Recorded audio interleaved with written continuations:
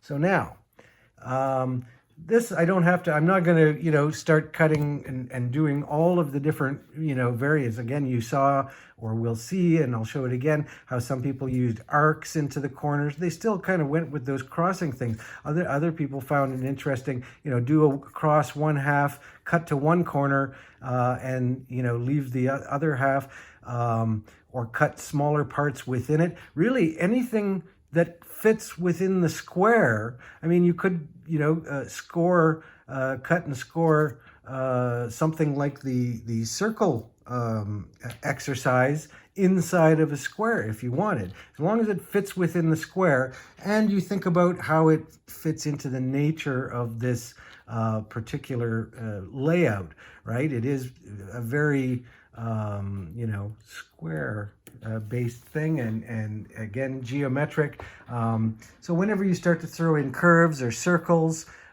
things like that, or much more organic cuts that are maybe odd shaped or complex, it's going to really kind of mess with the overall design, and you'll have to then consider, how do I fit that into the overall design?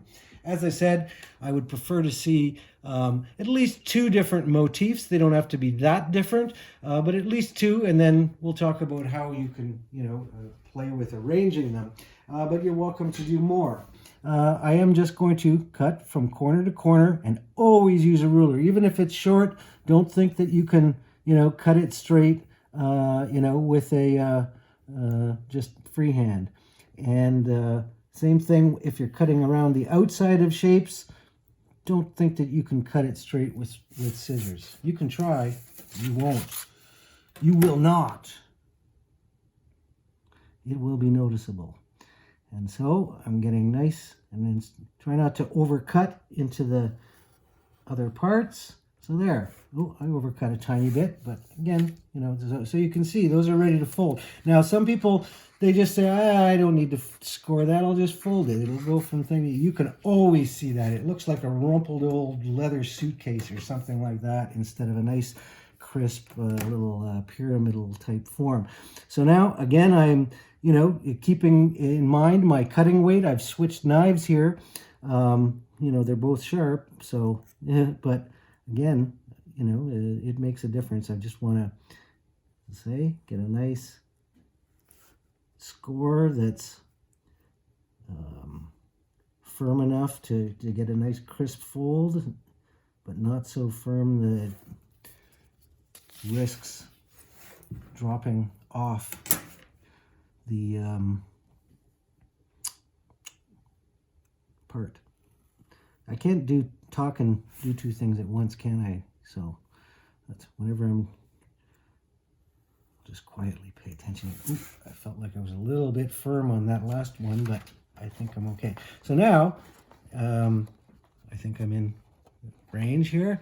I am going to just fold outwards away from the score. So there, and I got it lit from multiple sides here to for the cutting portion. So, but you can see, and we'll pull it all, together and have a look at it once I do the other part. So there it is. Once again, I you can do your folds and that, and then go back, or you can do all your cutting and scoring and then do the fold part. And then of course you'll adjust everything and make sure everything's in good shape when you get ready to photograph it. So now I scored from the back. That's simple, right? It's because I can see the lines, and I'm always folding away the score, so it goes outwards that way. You want to avoid anything coming backwards, because this should, if you were mounting this and putting it in a deep frame, you'd still want this on a backing. So you don't want anything to go backwards in, but you can, of course, you probably want to take advantage, if you're going to do anything more complex, of a little bit of back and forth. So you just have to make sure that it, it's if something's going back in, it is doing it from a position of something that has come out. So that's basically what I've done with the next square here. My mouth is almost in the microphone, so I won't talk too loudly here. It's like golfing now. So cross from corner to corner, just like the last one. And then I'm also just going to continue straight along to do the score around the outside once I've cut that. So there. I'm going to, again,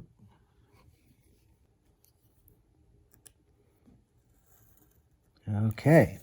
So now I've got the same thing there as here, and I'm going to do the same thing so you can kind of see it. As I'm getting a little light with my score. I could be a little, I'm just afraid of overcutting, right? Generally, if you're a little bit light, as long as you're careful. Oh, but here's something I kind of eased up on my cut through there, and I didn't get a full cut into the corner, so it was not, see how evident that is? But there we go. So now, there's that one. All right, so there they are. There's the pair of them. And so now, what I want to do is I want to score these, but I want them to come back in, right? Because I don't, if I score this side, they're going to fold out further, and then it's going to be like a little opening for one of those advent calendars or whatever, and people will be looking for chocolate or teeth in there. So now this brings us to what happens when we want to, we need to score on the front, but how do I know where to score without drawing a line? Well, if you're doing something and you absolutely must, you could. I wouldn't use this pencil. It's an HB. If you've got an H or a 2H around, draw the very lightest line you can draw with a 2H or a 4H pencil. And then, very carefully erase it with a nice clean eraser. Make sure that there's no, graphite on the thing and that kind of business, if you must. But we don't need to go that far. What I'm going to do here is, let's see. One thing you could do, I would say, is that you could, go on a window, or if we were in the studio, there's a light table, and those lines, you notice the lines are a little bit darker. It's not so dark that I can see it through the paper here. But if I were to backlight it, like a light table lights it, well, that's a little too bright there, but you can see the square there when I hold it the right distance, right? And actually, this will work. You might not see it, and I would recommend, this is a little bit funny doing it this way, but on a light table or a window if it's daytime, and just carefully, rather than draw the whole line across, all I'm doing is very, very delicately, I'm just putting a tiny mark on each of the spots. Oops, I'm gonna make sure I got the right, there we go. So I'm just putting a little mark right on the edge, and I'm using my HB anyway, because I don't feel like going and digging around for a 2H. It'll erase all right, and if it doesn't, then that'll be just another lesson for you, as well as me. All right, so now, sorry about the light. Get that out of there.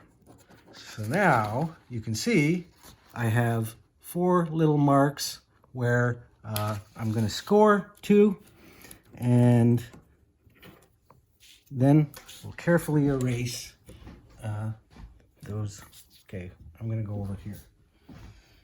I can't decide where I like doing my scoring from better.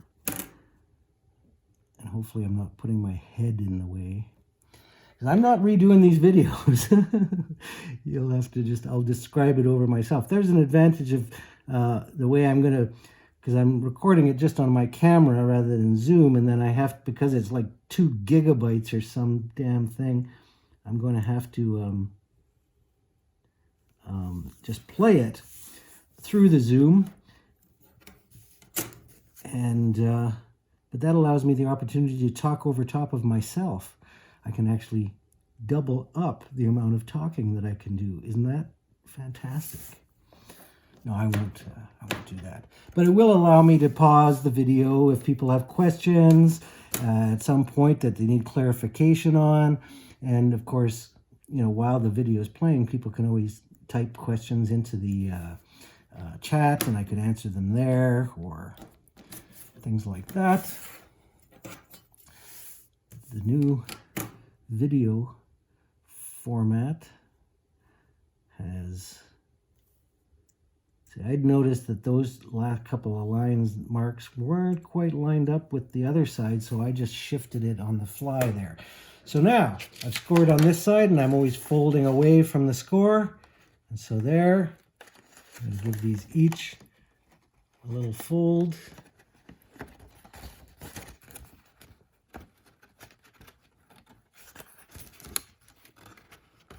And push the other ones out into position. And there you can see the motif we've got. And what I'm going to do here now is very carefully just erase my lines that I used on the front. So again, not having to draw a line all the way across means less erasure that needs to happen. And as I say, the HB didn't erase too badly, but for that kind of thing, that's where a 2H or a 4H is kind of a nice pencil for that. So now, let's turn this light away, see if I can get, you know, ooh, it looks almost inverted that way.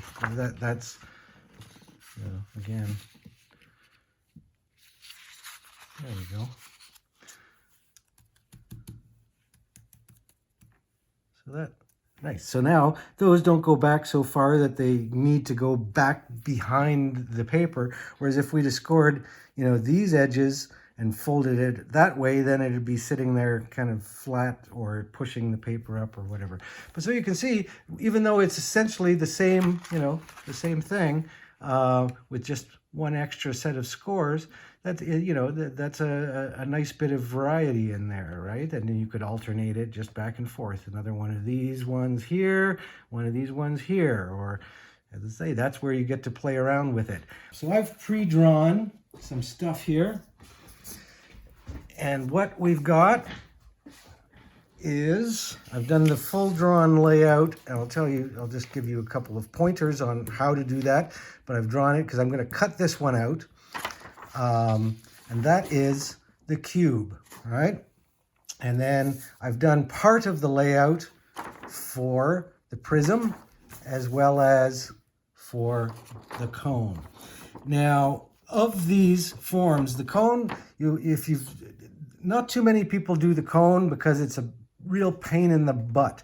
One of the things is that you have to use that probably the least refined technique here, the curling technique that you used on your circle exercise. You have to kind of use that paper massage to get the cone, you know, curled nicely, and then to try and get the seam where this side connects with this side, not to point out, because what you usually get is this nice cone shape, and then it wants to peak where that point is, and it's almost impossible to get it, you know, perfectly cone shaped. The other thing is that as you would have found if you tried doing very sharp curves on the rhythmic pleating, is you couldn't just cut one flap around the semicircle and fold it to glue this down onto a base. You need to cut all these little teeth out of it, and nobody really likes doing that, so not too many people do cones, but it's on there as an alternative, just to add something different if you want. I'll touch base on it. It's up to you whether you want to do that one. It's not required at all.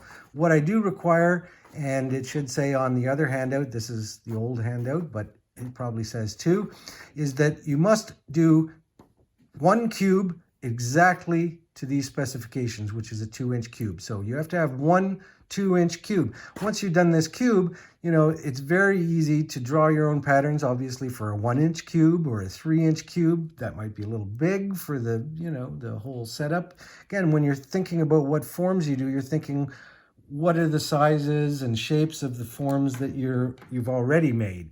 So as I say, you do need the 1 cube, 2-inch cube, just as this is laid out.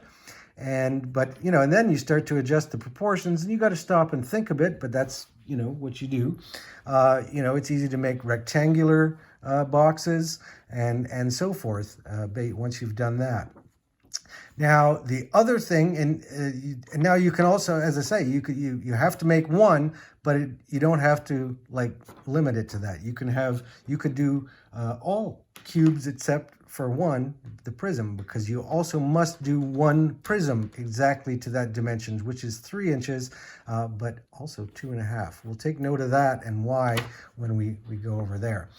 In any case, so that the specifications as laid out in the PDF are that you must do one 2-inch cube, one 3-inch prism, and then a minimum of 4 other forms, but they can be anything. You could do 4 more cubes, exactly the same sizes if you want.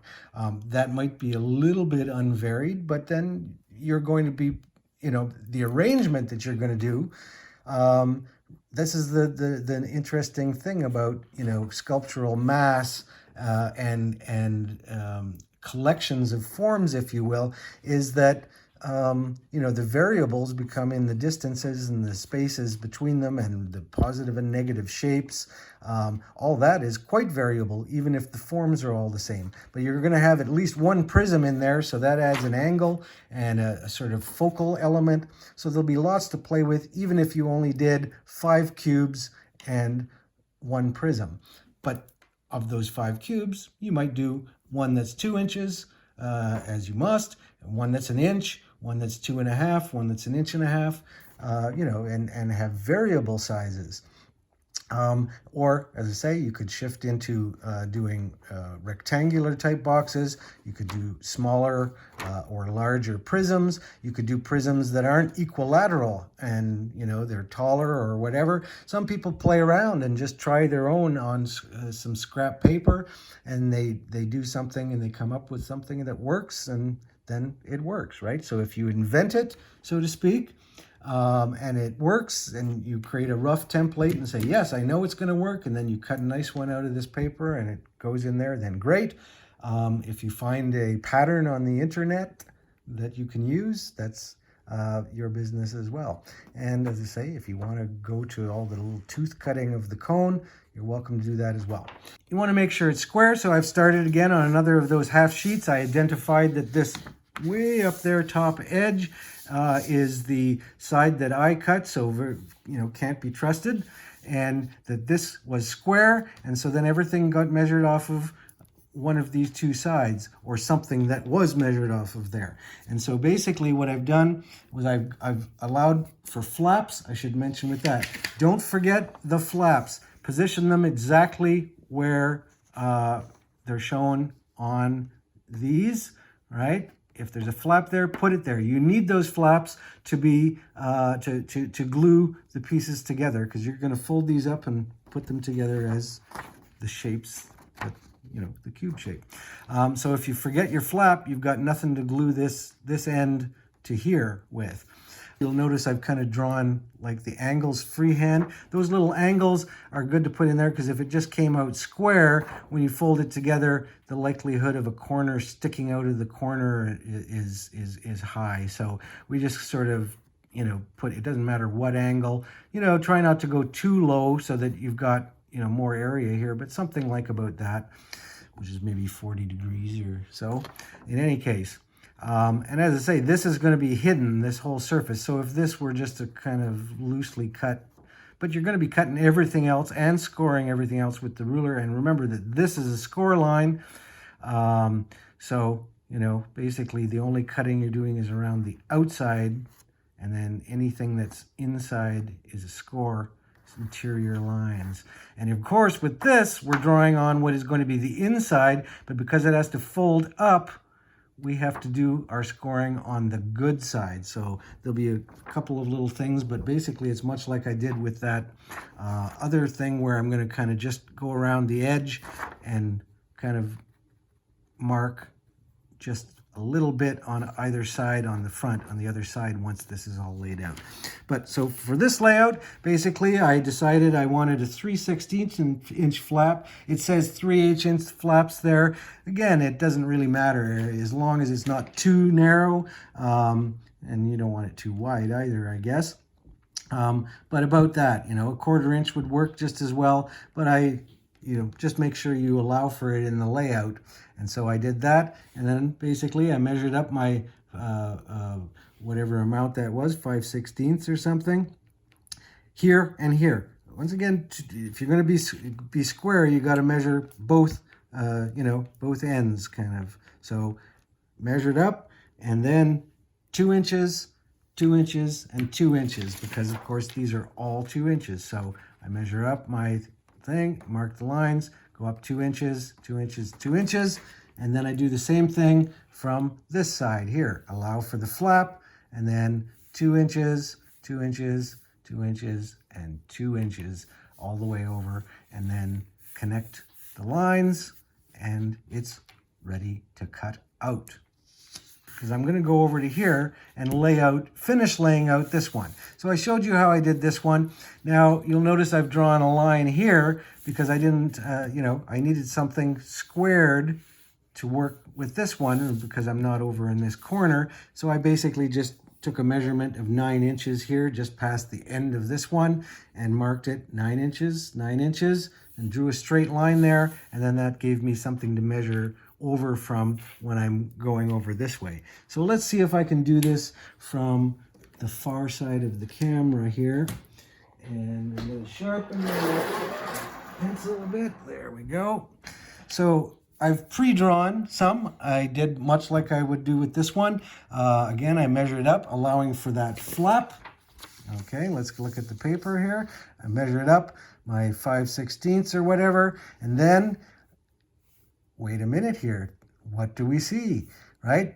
All these 3 inches represent the distances across here. That's 3 inches, that's 3 inches, etc., etc. But this angle coming down, because it's not straight up, right? This is 3 inches from here to here, but because it's on an angle, that comes to 2.5 inches is the distance between here and here. And so that is noted. This is the same actual illustration on your PDF. It's just got some different text and information. So this is the important thing to note here with this one. 2.5 inches is the distance between this line and that line. Okay, so that's what I did. I measured and allowed for my flap. I measured 2.5 inches. I made another, I just kind of roughed those flaps in there because once again, that part is going to be hidden inside the thing, so it didn't matter. But everything else has been done with a ruler, and I kind of roughed in where this flap is going to be here as a reminder. So now, though, I've got to do all of these diagonals, right? So how do we get that? Well, we know that this corner here is the starting point, and as I say, I've got a little allowance extra here on this side of the line for that flap that sticks out over there, but the corner is right there. And so now how do I know where to go? Well, first thing I'm going to do is I know that I can measure these marks in here. So I've done so, and I've marked them in red. So I've gone 3 inches and 3 inches.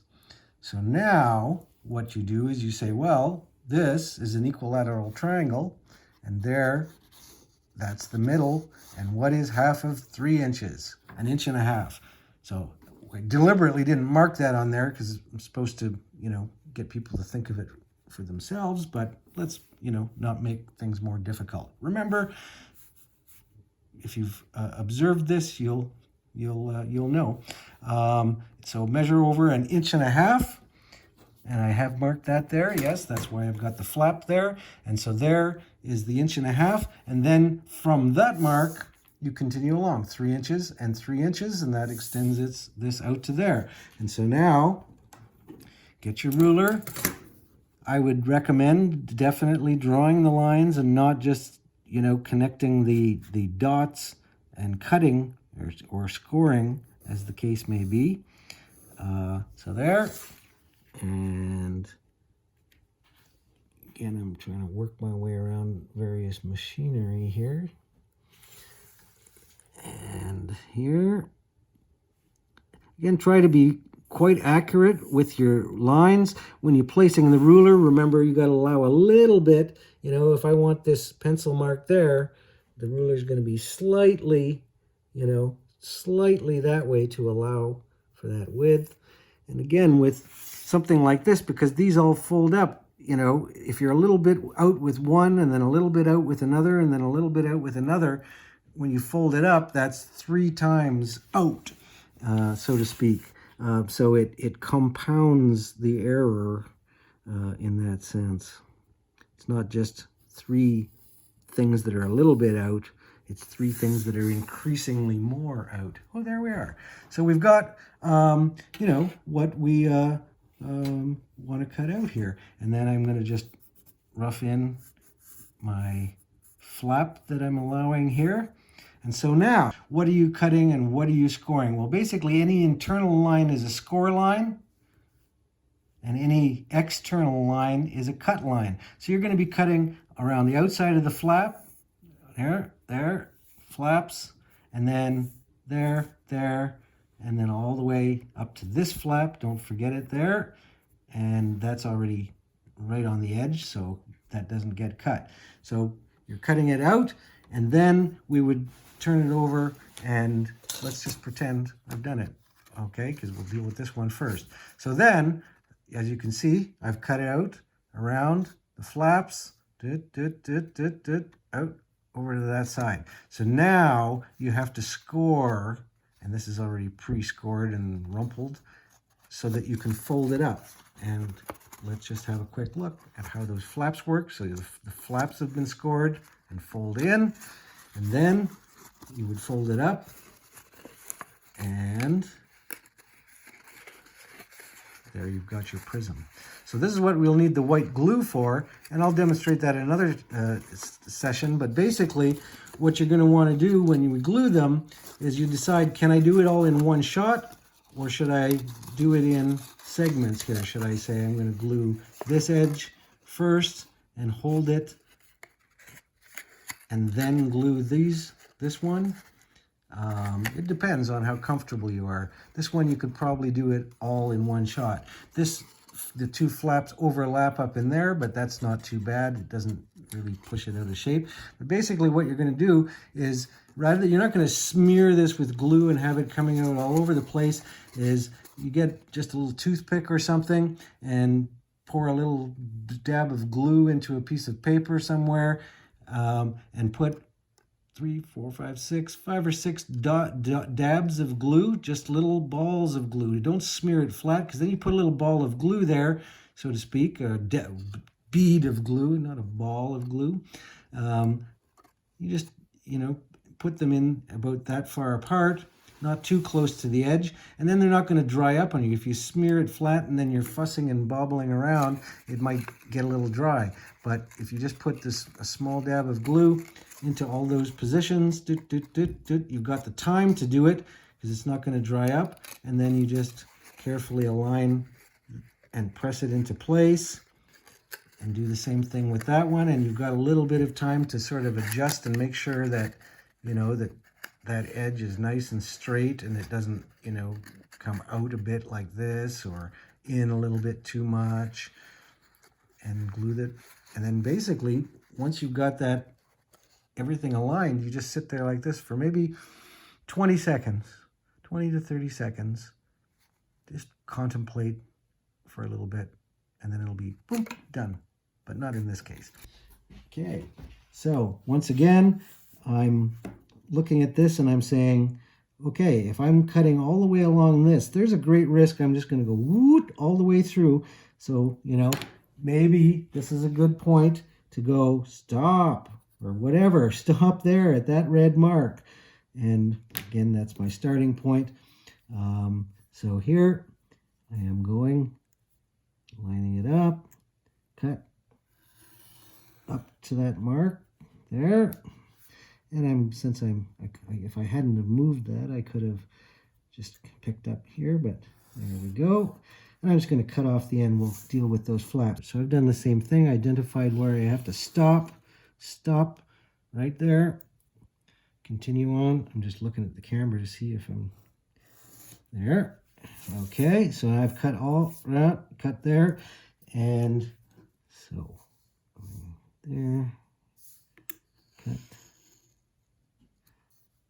cut, slide over to this one.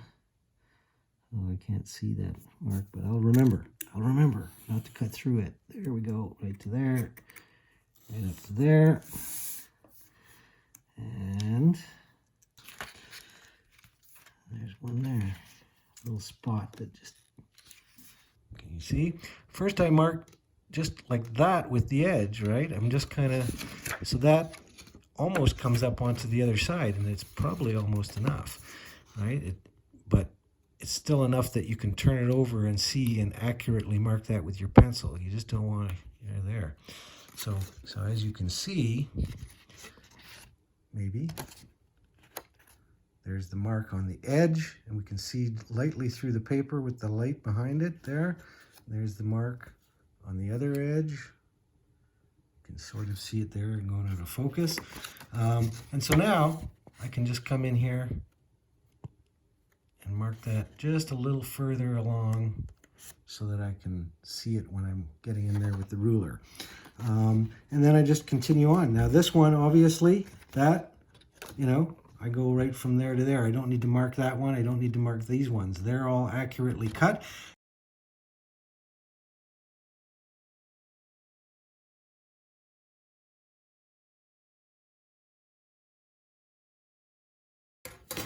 Let's score this piece.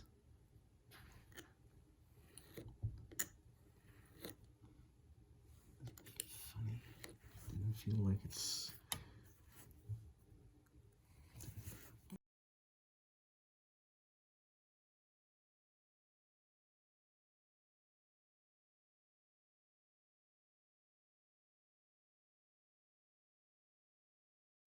What's going on here? Wait a minute. There's something awry. Did I cut off or not draw enough? Oh yeah, you see that? Look at that. Now there, I was totally not paying attention. Or I had planned on drawing them on here. What went wrong? Did you notice? Well, I didn't put any flaps on this side here. Good gravy. Well, I'm not going to redo this video, so it just goes to show you. And again, you can make this any size, right? The cone doesn't have to be this size, but this 3 inches shows 3 inches to the halfway point, so it's 6 inches. So I drew a 6-inch line across, and I had this pre-set at the 3 inches, right? So there it is, and I'm going to come down this way. So here we go. So this is going to create this 3-inch cone, if you want to call it that. But what else do I have to do? Remember to put a flap on there, oh, sorry. Let's just move the paper rather than the camera.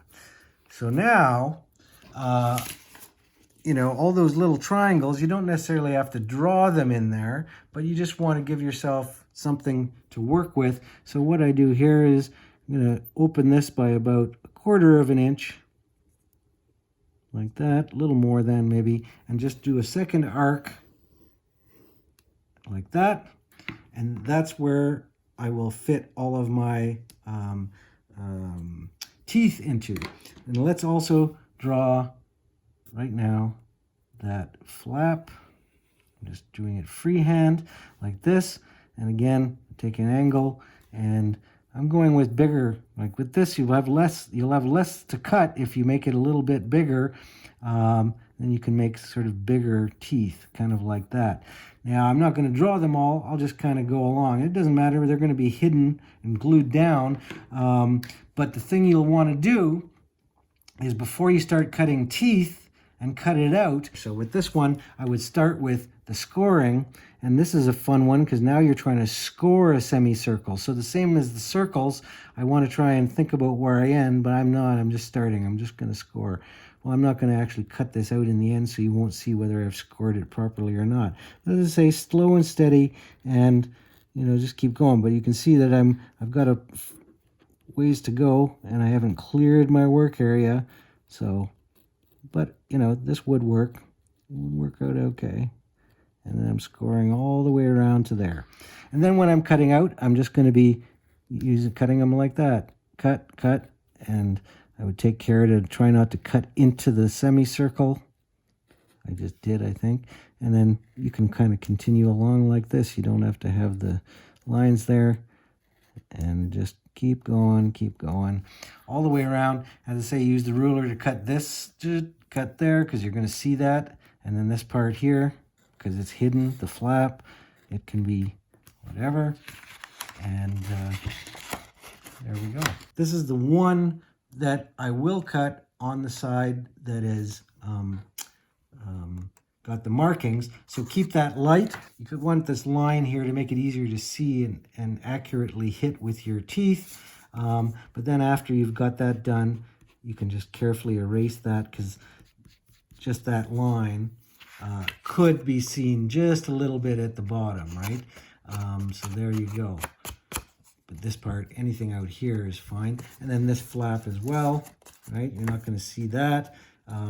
You could maybe just faintly catch the edge of that, so you could do a bit of an erasing there. But then what you're going to do is, we'll pretend that we've got our flaps cut, is you've got to get this, and you try, so this is what I'm mentioning, where you're going to be, I got a little bad peak there, but you've got to kind of try and curl this and get it to comfortably go into the cone shape. And so I don't want to fuss with this forever, but as I say, even when you keep curling and sort of rolling it a little bit, trying not to go so far that you get rumples in it, and kind of giving it a little extra curl there, you'll find that it's very hard to get this part, once it's glued, to not kind of create a little bit of a peak that wants to stick out, right? Like on that, like a knife blade here. Is it going to be 3 inches? Yeah, there you go, right? So then theoretically, you can reset this to your 3 inches. So that guy will tuck right in, like about there. Good. So that, oh, I gotta hit my mark again here. Okay. So now I'd have to cut this out and do a full round. Try and cut it nice and smoothly. And then once it's cut out, we'll imagine it's cut out. Then this is the fussy part, right? Is putting a little dab of glue on every single one of these teeth, and then placing it in position, and then holding it, keeping it in shape, and until all those teeth have set, and so forth. So be prepared to maybe make a mistake like I did, and then say, okay, well, I got to cut it again. Once you get the hang of it, it goes pretty quickly, right? So, you correct your error or figure out what your error was and say, okay, well, I forgot the flaps. I'll make darn sure that I got them in this time. And then, another 5 or 10 minutes, and you've got a nice, fresh, new form to work with. So that covers pretty much everything. You're welcome to try different shapes and so on. You can consult with me or ask me about things. We'll talk about the design and setting it up and photographing it as we move along to the next week of this. And talk about the gluing as well. And I guess that about covers it for now. All right.